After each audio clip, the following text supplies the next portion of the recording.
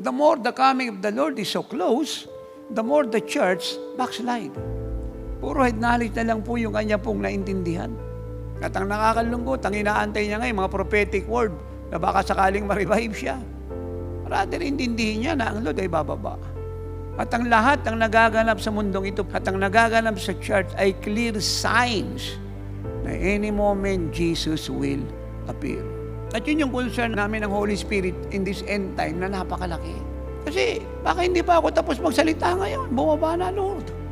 Bukas sa isang linggo. Paulit-ulit ko itong sinasabi for many years. Consistent po ako sa pinapaabot ko. Why is that? Yun naman ang totoo eh. Meron ba kayo nabasa sa Bible na nagturo si Jesus ng isang katotohanan tapos later on binago niya? No. If that is the case, hindi na siya infallible. Kundi man ngayon, bukas, sa isang linggo. Kaya nga any moment imminent.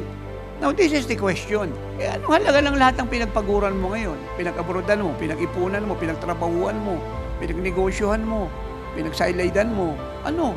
Wala. At ito pa po malungkot dito. Sa tingin kaya ng mga anak ng Diyos, nahaharap sila sa Panginoong Kristo ng ganun lang kadali. Hindi over yung grace teaching dito. Ang pinag-uusapan dito, reality. Truth. Truth about what? Anong klaseng buhay yung kinabuhay mo nung nasa mundo ka? Kagaya ni Noah, preach ang lingkod ng Diyos, ang end-time apostle, tate apostol. Sabing, live for Jesus. Give it all to Jesus. Huwag tayo mag-impong ng kayamanan sa lupa, mag-impong tayo ng kayamanan sa langit. Huwag tayo matakot mag-excel sa pagbibigay. Dahil totoo pangako niya, hindi tayo magugutom, hindi tayo mawawalan. Ibibless niya tayo. Huwag nating tipirin ng Diyos. Intindihin natin na ang oras ay tumatakbo at hindi mo siya pwedeng awatin. Hindi mo siya pwedeng pigilin. At hindi na natin kailangan pa ng bagong signs and more signs. All the signs are here. At kung intindihin natin ang statement lalo sa Revelation 3:20, sabi niya, I'm knocking at the door. Knocking at the door. Knocking at the door. Ang sabihin, gusto niya pong pumasok sa isang tahanan, hindi po siya iparating pa lang, ando doon na po siya sa pinto. Kumakatok. Ang ibig sabihin, anytime, any moment, He will appear. So, dapat yung mind ng mga anak ng Diyos, hindi naaalis dyan eh. Hindi yung madali pong maagaw ng pangyayari, at ito pa ngayon yung pagpapakita ng maturity at immaturity ng lahat. Ayun, pag may konting problema sa pamilya, actually, hindi siya problema. Immaturity ito lahat. Disobedience ang matatawag, hindi naman problem.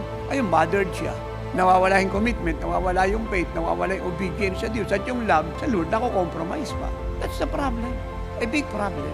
And I am so much afraid, believe me, so much afraid sa mga anak na Lord na ganito po ang kalagayan.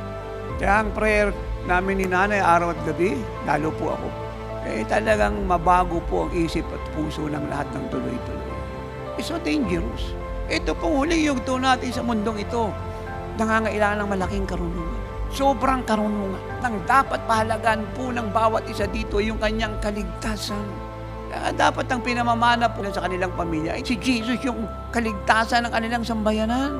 Dahil pag nangamatay yung kanilang pamilya, hindi rin naman nila pakikinabangan na yan. Again, pag mauba ang Lord dito ngayon, ano halaga ng mga inheritance na yan? Ano halaga ng mga diploma na yan?